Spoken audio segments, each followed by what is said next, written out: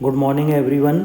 आज हम डिस्कस करेंगे इंटरनेशनल क्रिमिनल कोड और इंटरनेशनल कोर्ट ऑफ जस्टिस के बीच में क्या डिफरेंस है, किस तरह से पुतिन के खिलाफ इंटरनेशनल क्रिमिनल कोर्ट में केस चलाया जा रहा है, और देखेंगे एथिक्स कमेटी के बारे में जो फ्रंट पेज का इम्पॉर्टेंट आर्टिकल है कि कैसे एथिक्स कमेटी महुआ मोइत्रा के खिलाफ वर्क कर रही है और क्या प्रिविलेज होते हैं एक एमपी के, और प्रिविलेज कमेटी से किस तरह से एथिक्स कमेटी डिफरेंस्ड होती है। ठीक है, तो पहला आर्टिकल देख लेते हैं। क्या हुआ है, जो फार्मर नेवी के ऑफिशियल थे जो कतर में एक कंपनी में काम कर रहे थे, उसमें क्या हुआ है, उनके ऊपर कुछ आरोप लगे हैं और वो आरोपों को कतर गवर्नमेंट के द्वारा हिडन रखा गया है।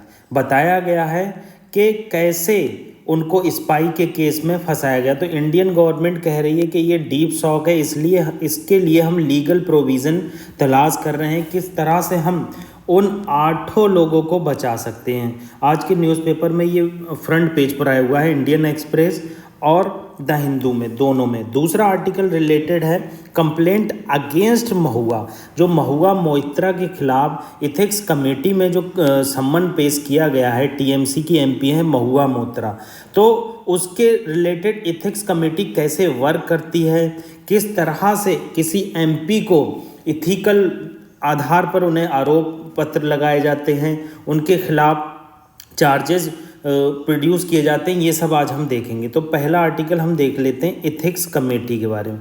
देखो, इथिक्स कमेटी आप ये जान लीजिए, पहले आप ये जान लो प्रिविलेज कमेटी और इथिक्स कमेटी में क्या डिफरेंस होता है। देखो, इथिक्स कमेटी अभी जैसे रिसेंटली महुआ मोइत्रा का केस है, तो महुआ मोइत्रा के केस में क्या है कि उनके ऊपर आरोप लगा है cash for question, cash for question या कैश फॉर क्यूरी का आरोप लगा है कि उन्होंने कैश लेकर किसी बिजनेसमैन से और पार्लियामेंट में या लोकसभा में क्वेश्चन पूछे हैं। तो ये एक इथिकल क्राइम है, मगर ये आरोप है, अभी ये आरोप सिद्ध नहीं हुआ है, हम लोग इस पर अपनी वर्डिक्ट नहीं दे सकते। तो इस केस में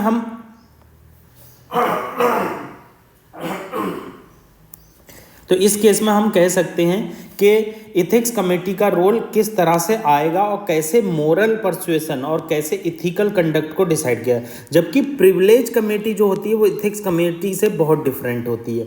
इथिक्स कमेटी से कैसे डिफरेंट होती है, ये ग्रेव मिसकंडक्ट देखती है, मतलब बहुत हार्ड केसेस देखे जाते हैं और ये किस तरह से एमपी को फ्रीडम मिल सके और वो अथॉरिटी को यूज़ करे और पार्लियामेंट्री अथॉरिटी के प्रिविलेज को कोई मिसयूज़ ना करे, इस चीज़ पर प्रिविलेज कमेटी वर्क करती। देखो, एथिक्स कमेटी का एक इम्पॉर्टेंट चीज़ ये है कि ये ओरिजिन हुई थी 1996 में, जब दिल्ली में प्रिसाइडिंग ऑफिसर्स की कॉन्फ्रेंस हुई। उस कॉन्फ्रेंस में क्या हुआ, 1996 में इस पर बात हुई कि हम एक इथिक्स कमेटी बनाएंगे। उसके बाद राज्यसभा क्या हुआ, इसके लिए पाइनियर बना। पाइनियरिंग का क्या मतलब है कि जो हमारे वाइस प्रेसिडेंट थे के आर नारायण जी ने फर्स्ट टाइम इसको इथिक्स कमेटी को स्टेबलाइज किया 1997 में राज्यसभा में, और इसके लिए प्रॉपर मेंबर्स ऑर्गेनाइज किए गए। लोकसभा में क्या हुआ, लोकसभा में इस पर डिस्कशन हुआ और इस पर स्टडी हुई कि एथिक्स कमेटी को लाना चाहिए। Privilege house of committee of privilege ने इस पर स्टडी ग्रुप बनाया। उसके बाद क्या हुआ, 2000 में इसे एडहॉक बेसिस पर लाया गया। एडहॉक बेसिस पर लाने के बाद क्या हुआ, इसे 2015 में परमानेंट फिक्सेचर मिल गया, मतलब परमानेंटली स्टेबलाइज की गई और अब ये राज्यसभा और लोकसभा दोनों में पाई जाती है और ये सेपरेटली पाई जाती है। ठीक है, अब अगली चीज़ क्या है, प्रोसीजर फॉर कंप्लेंट। अब क्या कंप्लेंट का प्रोसीजर होता है कमेटी में। देखो, क्या होता है, कोई भी एमपी के ऊपर अगर आरोप लगता है कि आपने करप्शन किया है या आपने कैश फॉर क्यूरी किया है, तो उस केस में कोई दूसरा एमपी स्पीकर को जाकर रिपोर्ट करता है कि ये एमपी जो है कि किसी से पैसा लेकर क्वेश्चन पार्लियामेंट में पूछ रहा है और पार्लियामेंट्री प्रिविलेजेस को डाउन कर रहा है। तो उस केस में क्या करते हैं, एमपी की कंप्लेन की ज़रूरत होती है। मगर अगर कोई अदर मेंबर कंप्लेन करता है तो उस केस में एविडेंस का होना बहुत ज़रूरी। देखो, the complaint must be accompanied by evidence of alleged misconduct and affidavit confirm it authority, मतलब एविडेंस होना चाहिए और एफिडेविट होना चाहिए, मगर जब एमपी दूसरा एमपी कंप्लेन कर रहा है तो उस केस में एफिडेविट की ज़रूरत नहीं है। ठीक है, अब स्पीकर का क्या रोल होता है? अब स्पीकर देखता है कि जो एविडेंस हैं वो प्रॉपर हैं और एमपी ने जो कंप्लेन की है वो ठीक है, वो क्या करता है, इथिक्स कमेटी को भेज देता है। इथिक्स कमेटी क्या करती है, प्रिलिमिनरी इंक्वायरी करती है और इंक्वायरी करने के बाद क्या करती है, उसको रिकमेंड करती है दूसरी स्टेज के लिए। ठीक है, और इसके बाद क्या होता है, अगर उसमें प्रॉब्लम मिलती है या फिर कहते हैं करप्शन के चार्जेस मिलते हैं तो रिपोर्ट प्रेजेंट की जाती है स्पीकर को। स्पीकर क्या करता है, इस रिपोर्ट को देखने के बाद हाफ एन आवर डिस्कशन भी कर सकता है अकॉर्डिंग टू शेड्यूल। ठीक है, तो इस तरह से ये इथिक्स कमेटी वर्क करती है। ये इसके लास्ट प्रोसेस थी जो रिपोर्ट प्रेजेंटेशन थी। अब प्रिविलेज कमेटी से कैसे डिफरेंस है, देखो प्रिविलेज कमेटी और इथिक्स कमेटी में क्या डिफरेंस है। जो इथिक्स कमेटी है और privilege committee deal with similar cases, मगर मोर सीरियस एलिगेशन जो है प्रिविलेज कमेटी के द्वारा देखे जाते हैं।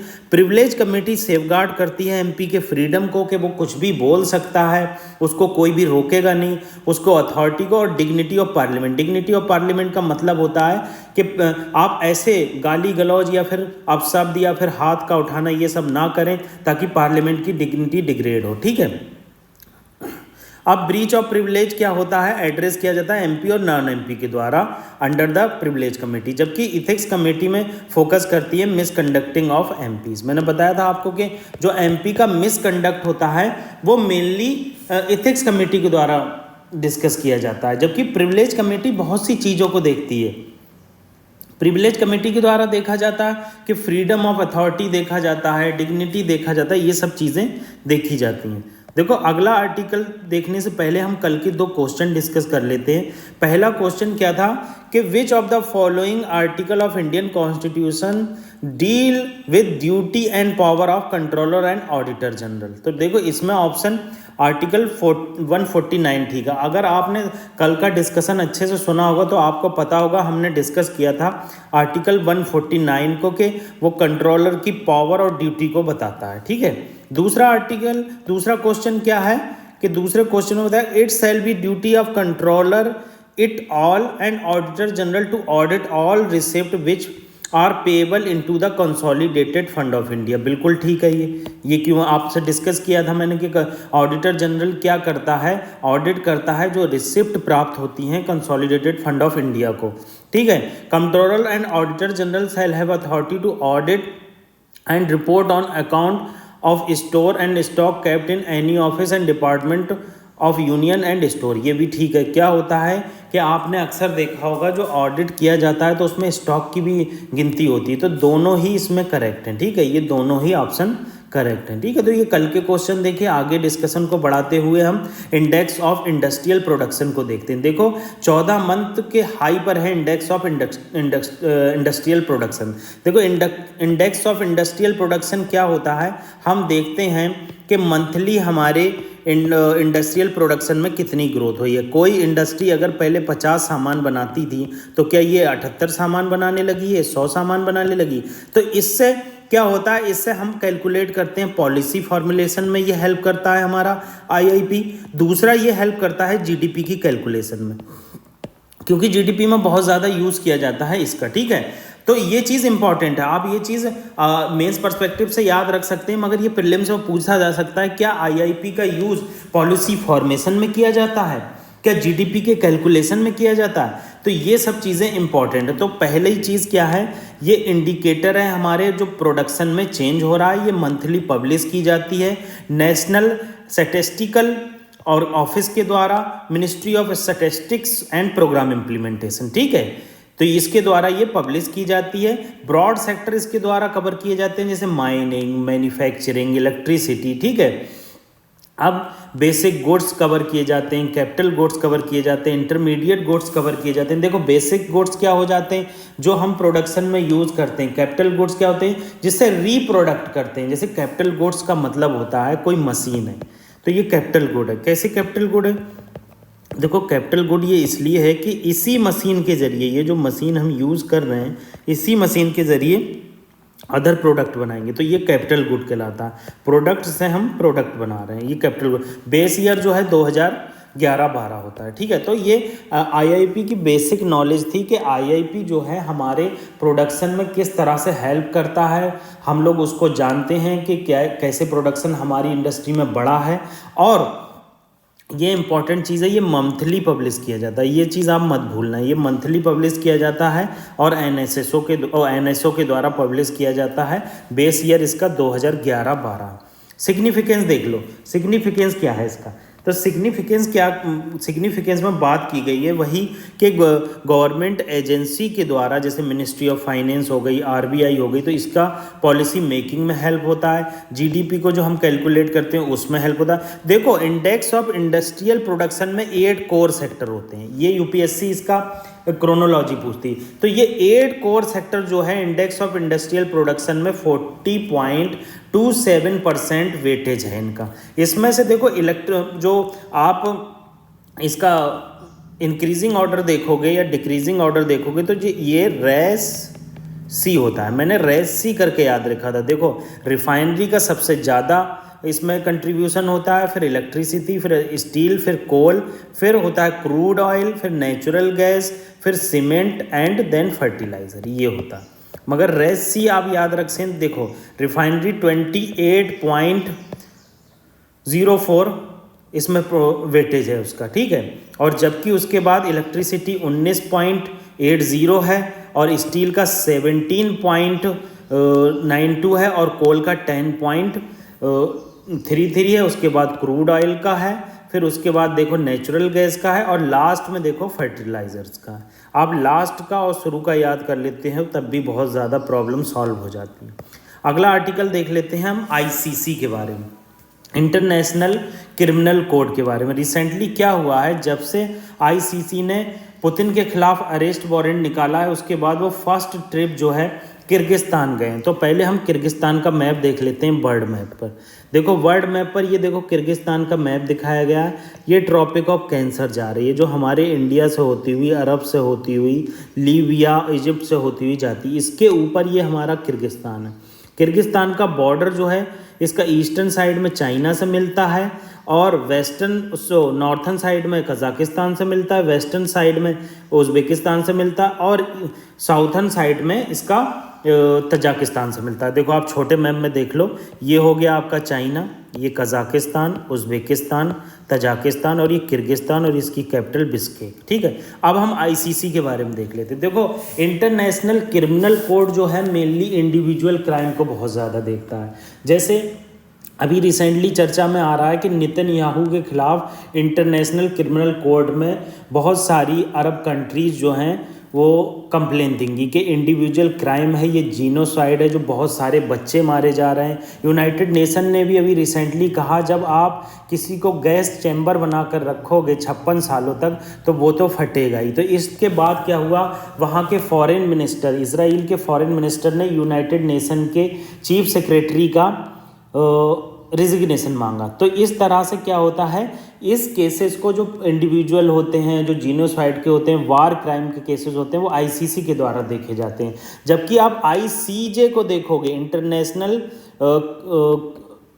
Court of justice, international court of justice को देखोगे तो इसमें केसेस बाउंड्री डिस्प्यूट होते हैं, सॉवरेनिटी से रिलेटेड होते हैं, कोई ट्रीटी से रिलेटेड होते हैं। तो इस तरह के केसेस ज़्यादा होते हैं। कुछ केसेस आईसीसी को यूनाइटेड नेशन सिक्योरिटी काउंसिल के द्वारा भी ट्रांसफ़र किए जाते। देखो, ये चीज़ आप जान लो, ये देखो आईसीजे जो है ये यूनाइटेड नेशन की बॉडी है, जबकि आईसीसी ये इंडिपेंडेंट बॉडी है। इसका यूनाइटेड नेशन से इंडिपेंडेंट बॉडी है, इसका यूनाइटेड नेशन से कोई संबंध नहीं है। तो आप देखो, यहाँ पर आईसीसी के बारे में बताया गया है कि ये इंटरनेशनल क्रिमिनल कोर्ट है जिसका ऑफिस हेग में स्थित है। ये लास्ट रिजॉर्ट है प्रोसिक्यूशन का, जीनोसाइड के खिलाफ, वार क्राइम के खिलाफ और क्राइम अगेंस्ट ह्यूमैनिटी, ठीक है। जिस तरह से पुतिन के खिलाफ केस चल रहा है यूक्रेन के लिए, उस तरह से नेतन्याहू के खिलाफ भी केस चल सकता है अरब कंट्री के अकॉर्डिंग। ये first permanent treaty based international criminal code है, मतलब ये परमानेंट है, एक ट्रीटी है जिसे रोम स्टैट्यूट कहा जाता है, जिसके द्वारा इसे 2002 में स्टेबलाइज किया गया। इसके द्वारा मोस्ट सीरियस क्राइम के केसेस देखे जाते हैं। इसमें स्टेट पार्टी होती हैं। देखो फंडिंग कैसे होती है, या तो स्टेट पार्टी देती हैं या वॉलेंट्री कंट्रीब्यूशन किया जाता है इंटरनेशनल ऑर्गेनाइजेशन के द्वारा, इंडिविजुअल्स के द्वारा, कॉरपोरेशन के द्वारा, ठीक है। कंपोजिशन में इसके कौन कौन होता है, देखो लेजिस्लेटिव बॉडी होती है, असेंबली होती है। तो इसकी असेंबली में क्या होता है, कोई भी चीज़ है उसके लिए वोटिंग क्या होती है, कंसेंसस बेस पर होती है, मतलब वन पार्टी वन वोट होता है। अगर कंसेंसस नहीं हो पाता है तो उस केस में वोटिंग होती है और डिसीजन जो है वोटिंग के आधार पर लिया जाता है। असेंबली जो प्रिसाइड करती है वो प्रेसिडेंट के द्वारा प्रिसाइड की जाती है। 2 वाइस प्रेसिडेंट होते हैं और 3 ईयर के लिए जो स्टेट के मेंबर होते हैं वो इलेक्ट किए जाते हैं, ठीक है। ज्यूरिडिक्शन क्या है, मैंने आपको बताया कि जीनोसाइड के लिए होता है, क्राइम अगेंस्ट ह्यूमैनिटी के लिए होता है, वार क्राइम के लिए होता है, ठीक है। ये सब चीज़ें इसमें बताई गई। क्रिटिसिज्म क्या है, देखो क्रिटिसिज्म क्या है, इसमें कोई भी अरेस्ट करने की गारंटी नहीं होती। सस्पेक्ट को ये लोग अरेस्ट नहीं कर सकते, मतलब डिपेंड होते हैं मेंबर स्टेट पर। अब मान लो पुतिन को अरेस्ट करना है तो कोई भी कंट्री पुतिन की कंट्री में नहीं जा सकती, तो ये चीज़ है। तो इसमें ये इसका एक क्रिटिसिज्म है कि आपके पास कैपेसिटी नहीं होती अरेस्ट करने की, और चेक एंड बैलेंस नहीं है क्योंकि वेस्टर्न इन्फ्लुएंस बहुत ज़्यादा है इसमें, वेस्टर्न इंपीरियलिज्म बहुत ज़्यादा है। तो वाइसनेस है, मान लो नेतन्याहू पे केस होना है, यूएस जो है उस केस में वो कंप्लेन को संज्ञान ही नहीं लेता है, तो उस केस में आईसीसी में केस नहीं हो सकता। तो ये वाइसनेस एक बहुत ही क्रिटिसिज्म है, बहुत बड़ा क्रिटिसिज्म है, और केसेस को सक्सेसफुली सॉल्व नहीं किया जाता, कॉपरेशन देखने को नहीं मिलती है। अब आईसीजे एंड आईसीसी में आप डिफरेंस देख लो। देखो आईसीजे जो होती है इंटरनेशनल कोर्ट ऑफ जस्टिस, इसे स्टेबलाइज किया गया 1946 में, जबकि इंटरनेशनल क्रिमिनल कोर्ट को स्टेबलाइज किया गया 2002 में। यूनाइटेड नेशन से रिलेशन क्या, ये ऑफिशियल कोर्ट है, इसे वर्ल्ड कोर्ट के नाम से जाना जाता है, ये याद रखना। यूपीएससी अदर नेम बहुत यूज़ कर रही है आजकल। तो वर्ल्ड कोर्ट को किस नाम से जाना जाता है, आईसीजे के नाम से। जबकि ये जो है आईसीसी, ये इंडिपेंडेंट है और कंप्लेन जो है रिसीव कर सकता है यूनाइटेड नेशन सिक्योरिटी काउंसिल से और उस पर संज्ञान ले सकता है। दोनों का ऑफिस हेग में है, ठीक है। ये कंटेंशियस इशू देखता है, जैसे एडवाइजरी ओपिनियन देगा सॉवरेनिटी पे, बाउंड्री डिस्प्यूट पे, मैरी टाइम पर, नेचुरल रिसोर्सेज कौन वायोलेट कर रहा है, सी का कौन वायोलेशन कर, ये जो है जीनोसाइड से है। जीनोसाइड बच्चों को मार देना, ह्यूमैनिटी के खिलाफ कुछ करना, वार क्राइम करना, लड़ाई फालतू में कहीं करना, एग्रेशन, क्राइम ऑफ एग्रेशन करना, ठीक है। इसकी फंडिंग जो है ये आप देख लो, इसकी फंडिंग जो है वो यूनाइटेड नेशन द्वारा दी जाती है, जबकि इसकी फंडिंग रोम स्टैट्यूट्स के द्वारा, स्टेट्स के द्वारा दी जाती है, इंडिविजुअल, ऑर्गेनाइजेशन, कॉरपोरेशन और अदर एंटिटी के द्वारा दी जाती है। तो इस तरह से हमने आज के आर्टिकल डिस्कस किया। आपसे मेरी गुजारिश है हमारे चैनल को ज़्यादा से ज़्यादा सब्सक्राइब कीजिए, शेयर कीजिए। Thank you very much.